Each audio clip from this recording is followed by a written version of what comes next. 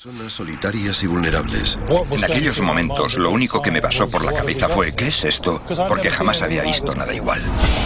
Mató a 15 hombres sin que la policía se diese cuenta de que un asesino andaba suelto. Atacaba sin motivo. Intentó ahogarme. Y, por lo visto, luego me reanimó. Su brutalidad sorprendió incluso a los investigadores más insensibles. La escena desprendía un olor maligno, me transmitía maldad. ¿Quién fue el asesino en serie más macabro que merodeó por las calles de Londres?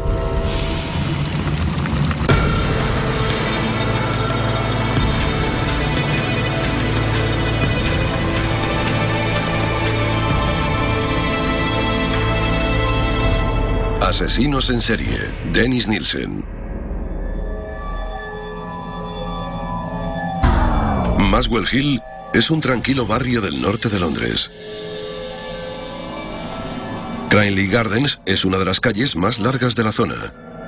Y hacia la mitad de la calle está el número 23, una casa de estilo Tudor dividida en 6 pequeños apartamentos. Los residentes del número 23 tenían problemas con las cañerías, ya que estaban atascadas y desprendían un olor repugnante. Un fontanero se acercó al edificio para solucionar el problema.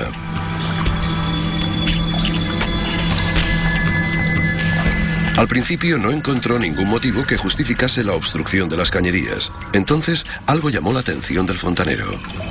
¡He encontrado algo! Un extraño montón de carne y huesos obstruía el alcantarillado. El fontanero jamás había visto nada igual. ¿Qué es esto? Creía saber lo que había encontrado, así que llamó a la policía. La noticia del extraño hallazgo no tardó en llegar hasta Peter Jay, el inspector jefe. Fue uno de esos días que jamás podré olvidar. A primera hora, recibí una llamada del oficial de servicio del turno de mañana y me preguntó si podía ir al número 23 de la calle Cranley Gardens, en Muswell Hill, porque había encontrado algo que no le gustaba nada en unas cañerías. Al llegar al escenario, le enseñaron los trozos de carne y huesos. Casi de inmediato se temió lo peor. Cuando miré de cerca aquellos restos, tuve el presentimiento de que eran humanos, porque los huesos medían entre 7 y 8 centímetros de largo. Tenían un nudillo en cada extremo y parecía encajar con la forma de la mano humana. Para estar más seguro, Jay llevó los huesos y la carne al médico forense, el profesor David Bowen. Era evidente que se trataba de los huesos de una mano. Eran huesos pequeños y había uno más grande que se correspondía con el de la muñeca. Así que le dije al señor Jay que lo que había encontrado era la extremidad de un ser humano. Al saber que eran los restos de un ser humano, Peter Jay empezó a pensar en qué cosas espantosas podrían haber pasado. Pensé, bueno, han matado a alguien, lo han cortado en pedacitos y han tirado los restos por el retrete. Pero entonces se me ocurrió un gran abanico de posibilidades. ¿Qué más ha pasado? ¿Dónde están los huesos? ¿Dónde está el resto del cuerpo? ¿Dónde está la cabeza? Lo principal era encontrar el resto del cuerpo.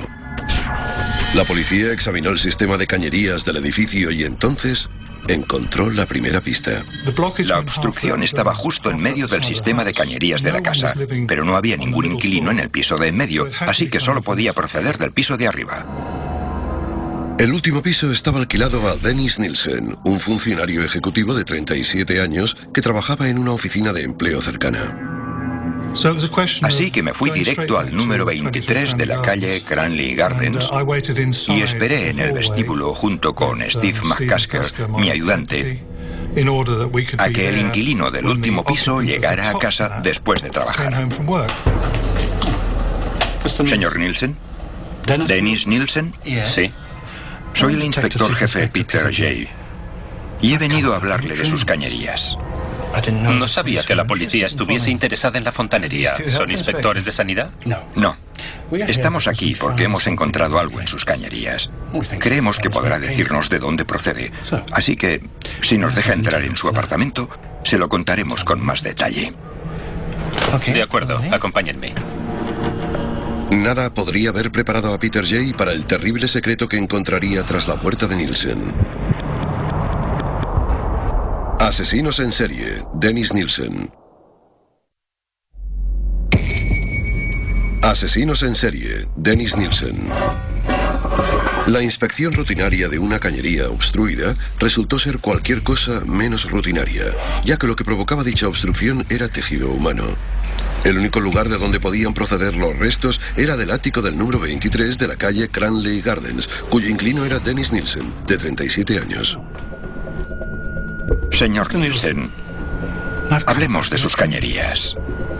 Peter Jay, el inspector jefe, esperó a que Nielsen regresara de trabajar. Así que, si nos deja entrar en su apartamento, se lo contaremos con más detalle. Jay no sabía que estaba a punto de abrir la caja de Pandora. Sí, el apartamento de Nielsen era el ático, el de las 3 ventanas juntas. Lo primero que nos llamó la atención, nada más entrar por la puerta, fue el pestilente olor a carne en estado de putrefacción. Si alguna vez has percibido ese olor, es imposible no reconocerlo. Todo era muy extraño. La escena desprendía un olor maligno. Me transmitía maldad. Jay decidió ir directo al grano. Lo primero que le dije a Nielsen cuando entramos en el apartamento fue: las cañerías están obstruidas por restos humanos. Y él me dijo: Madre mía, es terrible. La extraña tranquilidad de Nielsen inquietó a Jay. En aquel momento pensé: ¿en qué demonios está pensando este tal Dennis Nielsen? ¿Qué es todo esto? ¿Cómo lo trato? ¿Todo saldrá bien? ¿Se volverá loco de repente? Di unos pasos hacia adelante. Acerqué mi cara a la suya, lo miré directamente a los ojos y le dije: no me haga perder el tiempo. ¿Dónde está el resto del cuerpo? He dicho: ¿de dónde está el resto del cuerpo? Y Nielsen contestó: Vale, está bien. Está en las bolsas de basura que hay en el armario de la habitación de al lado. Se lo enseñaré. Lo más extraño de todo fue que a medida que iba hablando, nos íbamos creyendo todo lo que decía. Como inspector sé que lo normal es coger con pinzas toda la información que recibes. Pero con Nielsen fue distinto. Desde un principio nos creímos todo lo que nos dijo. Jay no tardó demasiado en obtener las pruebas que confirmaban que la sorprendente confesión de Nielsen era cierta. Entré en la habitación. Y aunque las ventanas estaban abiertas, el olor era casi insoportable.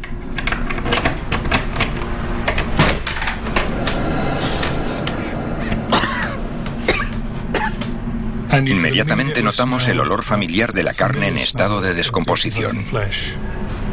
Era terrible.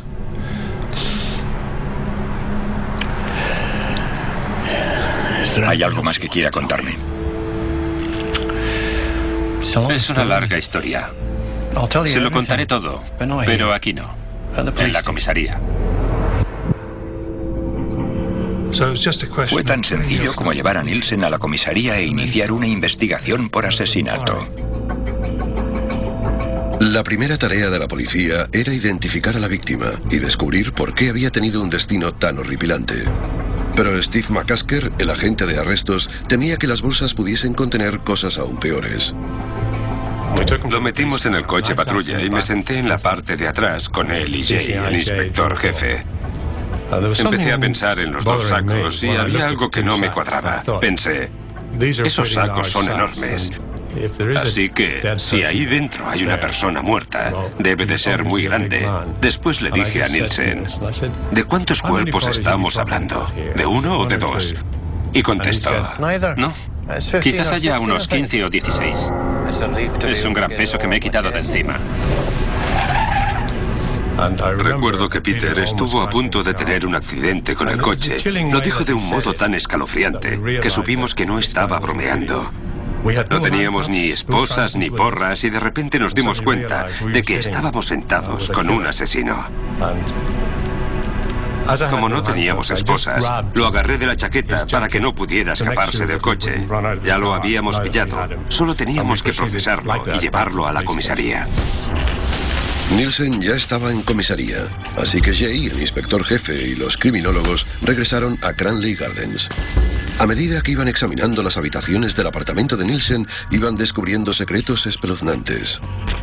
Encontramos los restos de 3 personas en las bolsas que tenía en su habitación. Había cortado los cuerpos en 5 partes. La parte superior y la parte inferior del torso estaban separadas y les había cortado la cabeza. Llevaron los restos desmembrados al depósito de cadáveres Hornsey, donde el médico forense, David Bowsen, unió las partes de los diferentes cuerpos. Lo que más me sorprendió fue que la separación de los huesos del esqueleto, tanto de las extremidades superiores como inferiores, parecía estar hecha por un profesional. La persona responsable de aquello tenía conocimiento sobre las partes del cuerpo. La investigación se convirtió en una contrarreloj para encontrar el máximo número de pruebas sólidas. Debo recordarle que está bajo custodia policial. Durante los interrogatorios intentamos sacarle la máxima información posible de todas las víctimas. Teníamos que acusarlo o dejarlo libre tras 48 horas. Hemos encontrado 2 bolsas de plástico de color negro en su armario. Al abrirlas hemos visto que contienen partes desmembradas de cuerpos humanos. ¿Puede explicarme qué pasó? ¿En qué contexto? Parecía increíble, pero hacía pocos minutos que había empezado el interrogatorio y Nielsen sorprendió a Jay con otra escalofriante confesión. ¿Han registrado el resto del apartamento? ¿Por qué?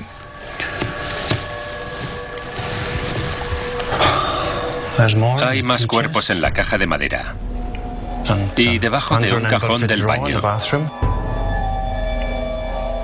En total son los restos de 3 personas. La policía encontró la mitad del cuerpo de un hombre en un cajón del cuarto de baño.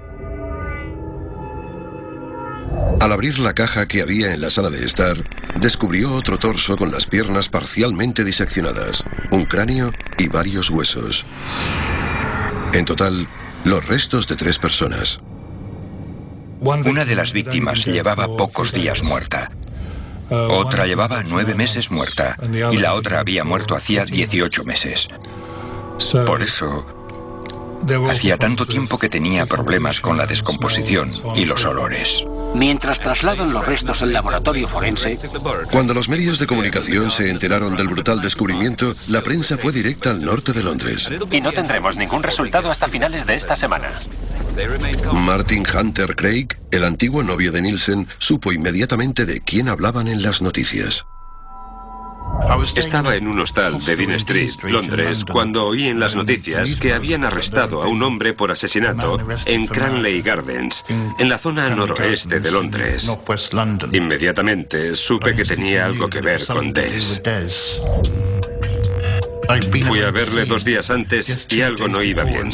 No me dejó entrar en el apartamento y mientras hablaba conmigo dejó la puerta medio abierta. Me dijo que había alguien en el apartamento, pero el olor que salía de allí dentro era insoportable y de un modo rotundo me dijo: no entres. Jamás lo había visto así. Cuando oí la noticia por la radio, simplemente lo supe.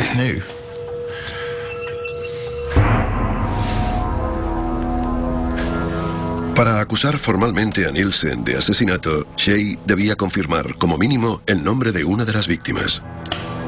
¿Quiénes eran? He olvidado cómo se llamaba la primera víctima y jamás supe el nombre de la segunda. La tercera era Stephen Sinclair. Fue un gran avance para el caso. Pero Jay no tenía suficiente con la palabra de Nielsen. Tenía que encontrar pruebas sólidas de la identidad de la víctima. A esas alturas de la investigación, estábamos muy preocupados porque creíamos que si acusábamos a Nielsen del asesinato de John Smith y este se presentaba en el tribunal de Old Bailey el primer día del juicio, perderíamos toda la credibilidad. Así que debíamos estar completamente seguros de la información que teníamos. Para que Jay tuviese las pruebas que necesitaba, el equipo forense centró todos sus esfuerzos en el cuerpo de la última víctima de Nielsen. Extrajimos los miembros de las bolsas y con mucho cuidado colocamos todas las extremidades y los huesos en el suelo. Al final, unimos todas las partes sin ninguna dificultad. Al ver todos aquellos miembros unidos en el depósito de cadáveres y pensar que eran seres humanos que hacía poco tiempo que estaban caminando por la calle y que eran felices, me invadió una sensación espantosa. Bowen acabó de unir los cuerpos. Cogió una de las manos desmembradas y con mucho cuidado tomó las huellas dactilares. Jay las cotejó con los informes de la policía y consiguió la confirmación que necesitaba. La última víctima de Nielsen era Stephen Sinclair, de 22 años. Acusaron formalmente a Dennis Nielsen por asesinato. Entonces, Jay pudo empezar a investigar qué hizo la última víctima de Nielsen durante los días previos a su muerte. Hábleme de Stephen Sinclair. Fuimos a mi apartamento y nos pusimos a beber. Se quedó dormido. Así que me senté con los cascos puestos para escuchar música.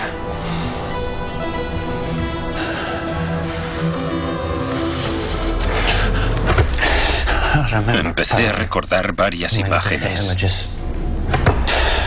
Sabía que tenía que matarlo. La combinación entre el alcohol y la música me hizo llorar. ¿Cómo estás? ¿Stephen? Tranquilo. Sigue durmiendo.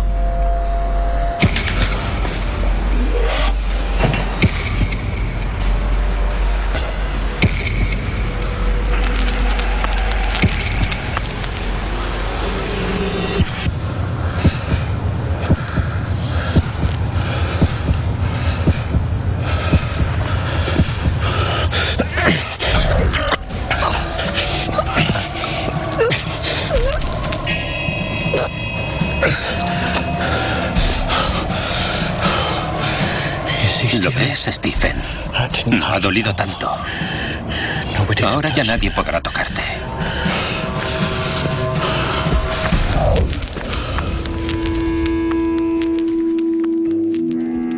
Tras el arresto de Nielsen, la policía encontró el arma casera que había usado para estrangular a Stephen Sinclair.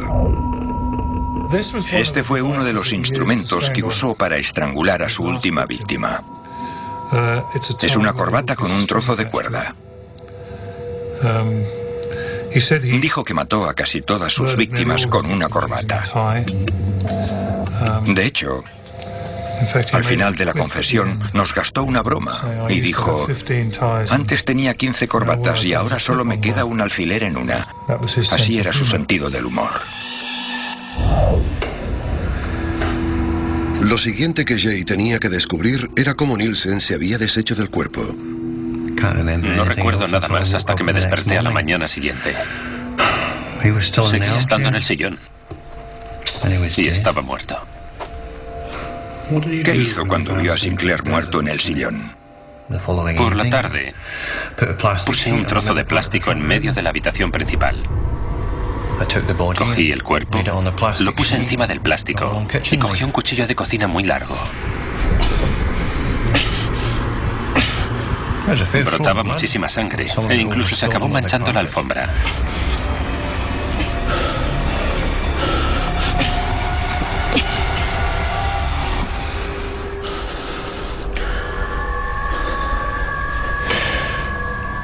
Le corté la cabeza, cogí una olla del cuarto de baño, la metí dentro y la llené de agua.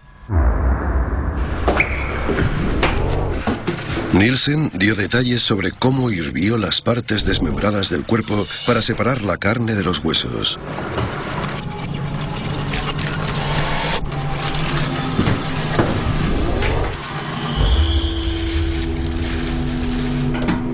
Más tarde, Nielsen confesó cómo había empezado a tirar los restos hervidos por el retrete de forma sistemática.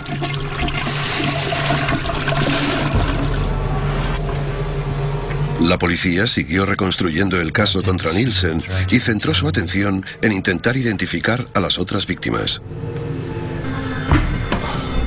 El rastro de muerte y mutilación estaba a punto de alargarse aún más.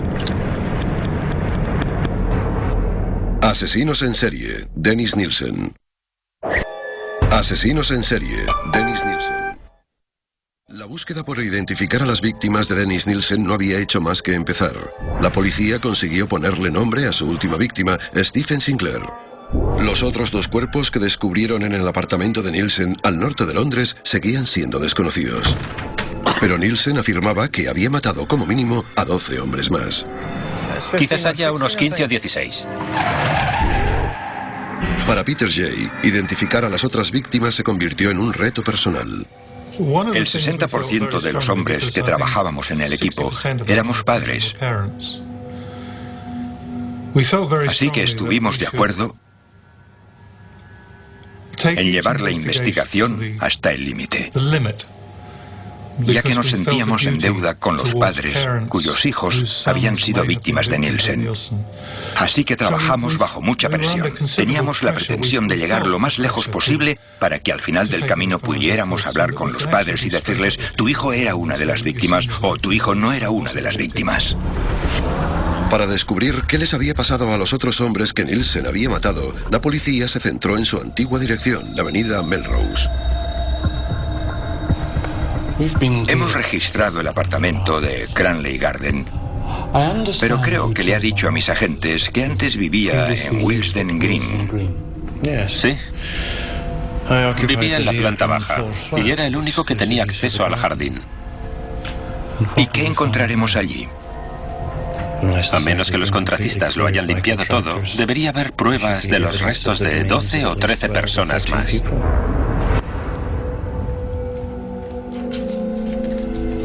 ¿Quién es este hombre a quien no le importa admitir que ha matado a más de una docena de hombres? Nació en Fraserburgh, Escocia, de padre noruego y madre escocesa. Dennis Nielsen tuvo una infancia difícil. El escritor Brian Masters entrevistó a Nielsen durante varios meses. No tuvo una relación cercana con su familia, excepto con uno de los miembros, su abuelo, Andrew. Era pescador y desaparecía en el mar durante semanas. Masters cree que la muerte de su querido abuelo arruinó la infancia de Nielsen.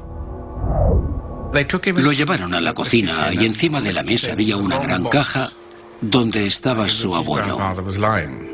Nadie le explicó qué quería decir. Y creo que en ese momento su concepto de muerte y amor se fusionaron. Dennis Nielsen se marchó de casa para unirse al ejército justo después de cumplir los 16 años y sirvió en el centro de abastecimiento. Fue allí donde Nielsen aprendió el oficio de carnicero, que más tarde usaría para diseccionar los cuerpos de sus víctimas. Después de cumplir 11 años de servicio, Nielsen se unió a la policía metropolitana. Pero al cabo de 11 meses dejó el cuerpo, alegando que su estilo de vida, basado en la promiscuidad homosexual, iba en aumento. Su antiguo novio, Martin Hunter Craig, recuerda la época que pasó al lado de Nielsen con una mezcla de sentimientos. Era muy fácil llevarse bien con Des cuando no estaba borracho. Era una persona muy sensible y simpática. Era como un hermano mayor. Pero cuando bebía se transformaba en una persona... No sé cómo definirlo. Un poco detestable. Se volvía completamente grosero y eso no me gustaba.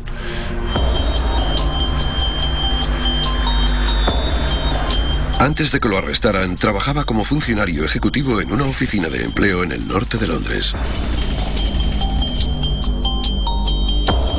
Para descubrir cómo un funcionario aparentemente respetable se convirtió en uno de los asesinos en serie más prolíferos de la historia británica, Peter Jay le preguntó a Nielsen cómo fue la primera vez que mató. Nielsen recordó cómo había empezado todo durante la Nochevieja de 1978. Después de beber considerablemente, Nielsen regresó a su apartamento con un joven. Más tarde, Nielsen le contó al escritor Brian Masters que al despertar, tomó la decisión que cambiaría el resto de su vida. Nielsen dijo que le sorprendió la cantidad de fuerza que brotó de su cuerpo después de tomar la decisión. Dijo que la decisión la tomó desde el interior y que se dejó llevar.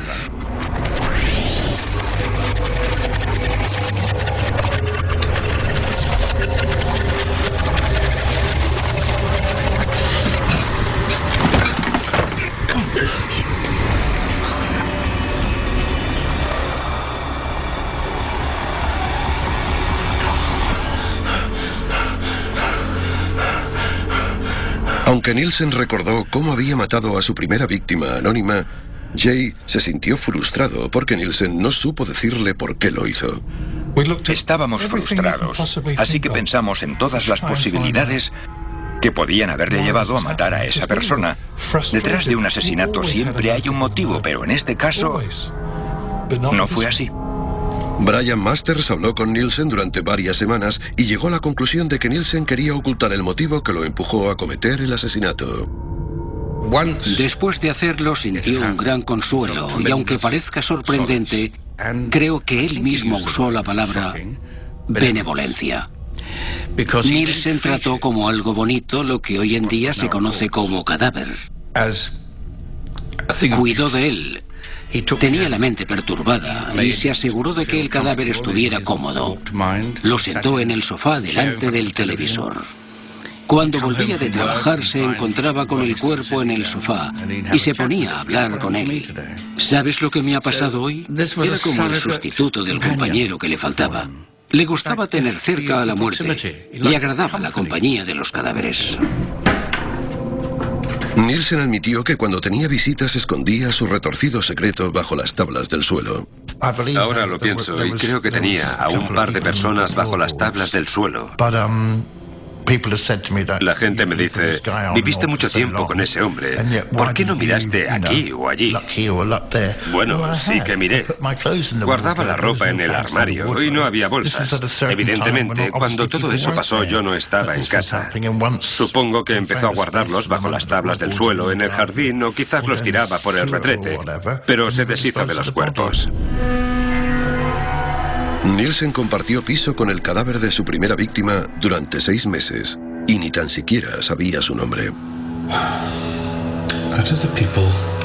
Entonces, Jay le preguntó a Nielsen sobre su segunda víctima. Esta vez Nielsen sí que recordaba el nombre, un nombre demasiado familiar para Peter Jay. El segundo fue Ken Ockendon. Un chico llamado Kenneth Ockendon había desaparecido hacía un tiempo. Era un turista de clase alta que se había esfumado de la faz de la tierra. Nos quedamos completamente boquiabiertos porque de repente, 5 años después, teníamos al hombre que había matado a Kenneth Ockendon, el hombre que la policía había buscado durante tanto tiempo. El equipo forense buscó huellas dactilares en el apartamento de la avenida Melrose, pero no descubrió nada que corroborase que la segunda víctima de Nielsen fuese Kenneth Ockendon. Contra todo pronóstico, el equipo forense encontró lo que estaba buscando en el apartamento de la calle Cranley Gardens. Cuando Nielsen se marchó de la avenida Melrose, se llevó todas sus pertenencias y una de las cosas que cogió fue un callejero de Londres. Buscaron huellas dactilares en todas las páginas del callejero con una increíble minuciosidad. Para resaltar las huellas en el papel, los forenses usan un producto químico llamado ninidrina. Si hay alguna huella, la ninidrina reacciona con las sustancias químicas que hay en el sudor humano. y las huellas resaltan en la oscuridad con un color rojizo conocido como púrpura de Reuemann. En la esquina del mapa de Londres encontraron una huella parcial de un dedo pulgar y, aunque parezca mentira, coincidía con las huellas del desaparecido Kenneth Ockendon, de 23 años. Después de buscarlo durante casi 5 años, la policía por fin pudo cerrar el caso del estudiante canadiense.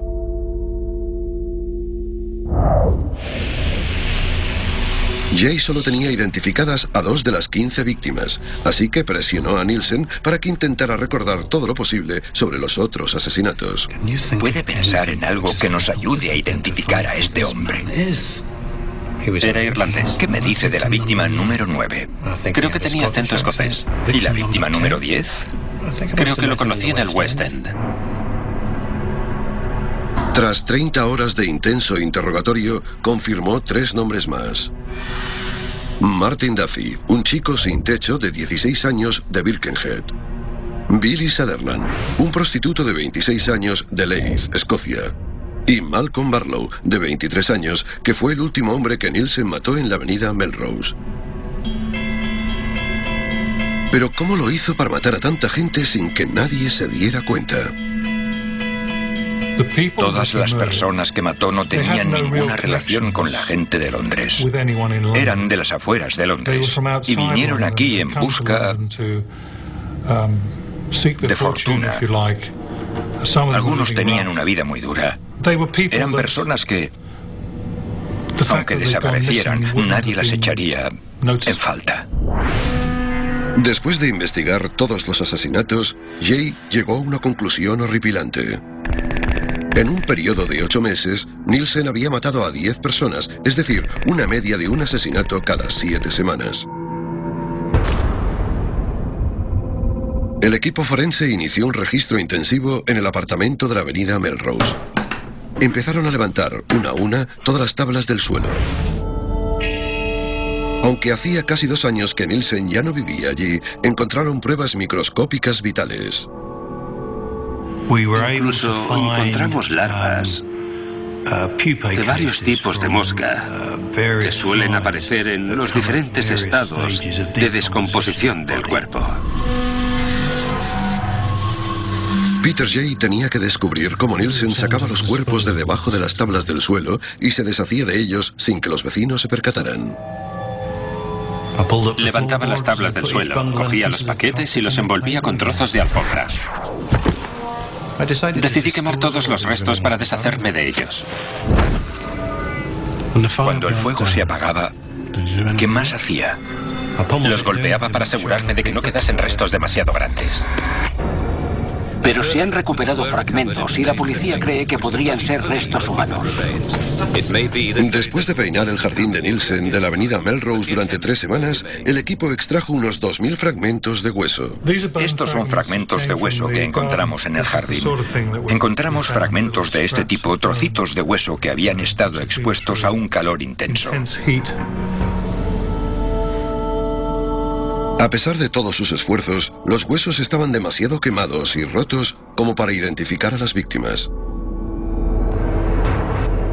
Así que la investigación forense de la avenida Melrose estaba llegando a su fin.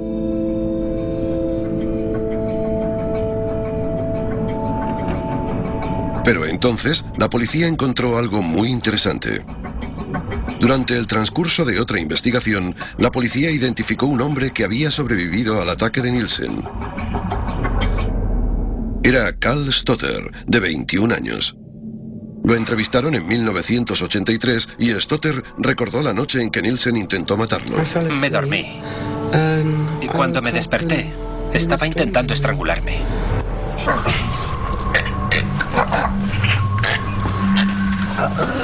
25 años después, Carl sigue traumatizado por los recuerdos de aquella noche. Recuerdo que estaba apoyado sobre mi espalda y que intentaba asfixiarme. Parecía que la cabeza me iba a estallar. Que te estrangulen no es agradable. Pero Nielsen no había terminado con Carl. Me levantó de la cama y me llevó al cuarto de baño.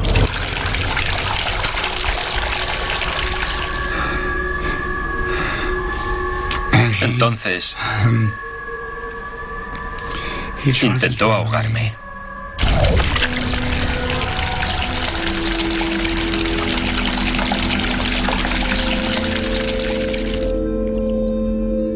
Aunque parezca increíble, Cal sobrevivió a esa terrible experiencia.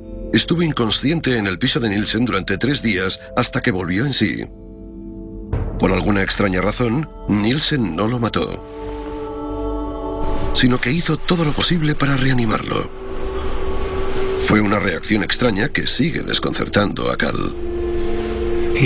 Sabía que estaba vivo porque me reanimó.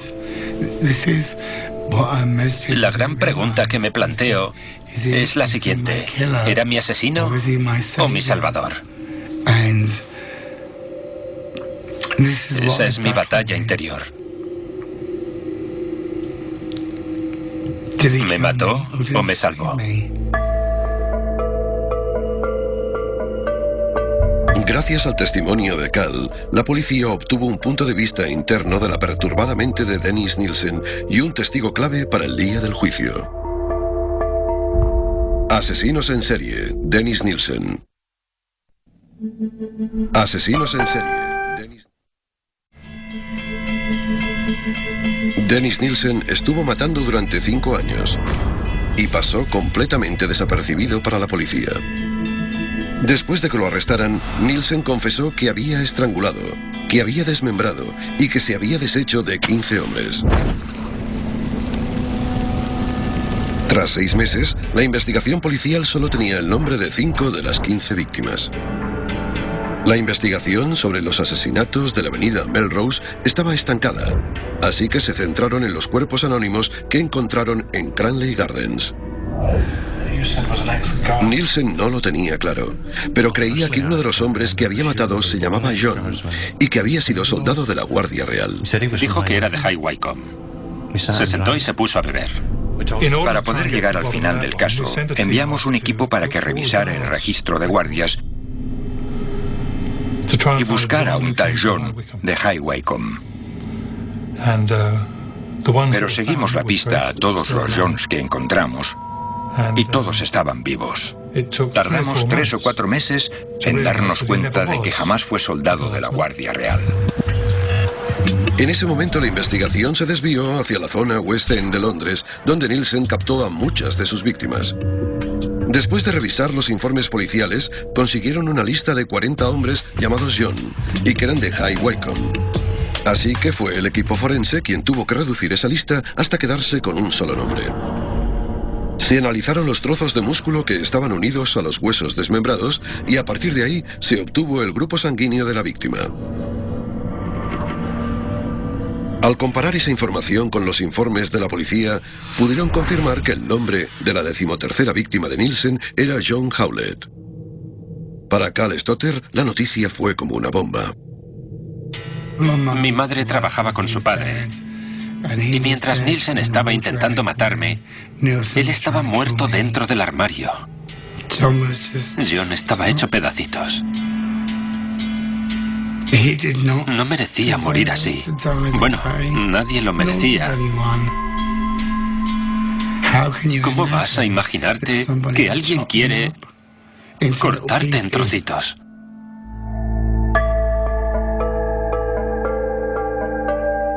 A esas alturas, la policía tenía los nombres de 6 de las 15 víctimas de Nielsen.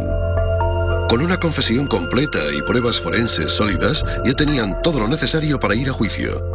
Pero Jay seguía teniendo una pregunta sin respuesta. Dennis quería matar a toda esa gente. En aquel momento me parecía lo más adecuado. Quiere decir que necesitaba matarlos. En algunos casos, justo en el momento cumbre, sentía que el único motivo de mi existencia era matar a esa persona. Por eso tenía que hacerlo.